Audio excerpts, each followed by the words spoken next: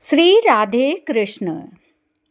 चैत्र पूर्णमासी कब है? 1 अप्रैल को या 2 अप्रैल को? चैत्र मास की पूर्णिमा तिथि का विशेष महत्व होता है। हिंदू धर्म में पूर्णिमा तिथि का विशेष महत्व होता है। साल में कुल 12 पूर्णिमा तिथि पड़ती हैं। ऐसे ही हर मास की एक पूर्णिमा आती है। इन्हीं में से चैत्र मास की पूर्णिमा का महत्व भी अत्यंत शुभ माना गया है। इस दिन स्नान, दान और भगवान विष्णु की पूजा करने से सुख और समृद्धि और पुण्य की प्राप्ति होती है।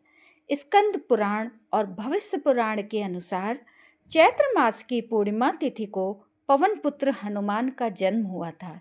इसी के कारण इस दिन को हनुमान जन्मोत्सव के रूप में मनाते हैं।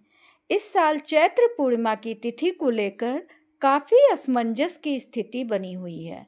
दरअसल चैत्र मास की पूर्णिमा तिथि 2 दिन पड़ रही है।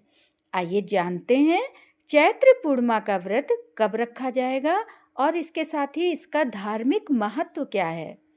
तो दृक पंचांग के अनुसार चैत्र पूर्णिमा की तिथि 1 अप्रैल को सुबह 7:07 पर आरंभ हो रही है, जो 2 अप्रैल को सुबह 7:42 पर समाप्त हो रही है। ऐसे में उदया तिथि को ध्यान में रखते हुए 2 अप्रैल को चैत्र पूर्णिमा पड़ रही है। इस दिन चंद्रोदय शाम 7:02 पर होगा। चैत्र पूर्णिमा को श्री विष्णु को समर्पित व्रत भी रखा जाता है। व्रत वाले दिन शाम को चंद्रोदय को अर्घ्य देना शुभ माना जाता है।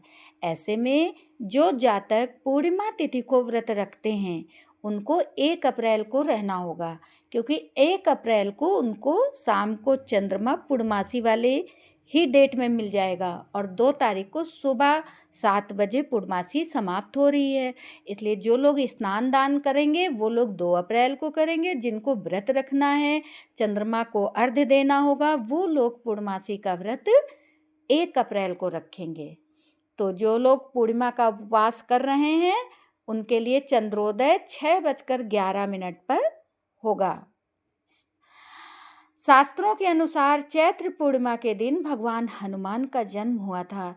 इसी के कारण इस दिन हनुमान जन्मोत्सव के रूप में भी मनाते हैं।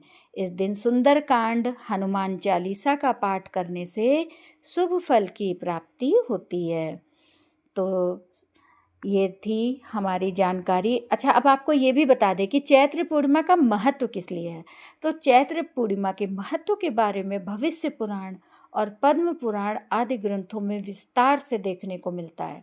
चैत्र पूर्णिमा के दिन स्नान दान का विशेष महत्व है और इस दिन भगवान विष्णु की पूजा करने से व्यक्ति के जीवन में सुख समृद्धि आती है। इसके साथ ही मोक्ष की प्राप्ति होती है।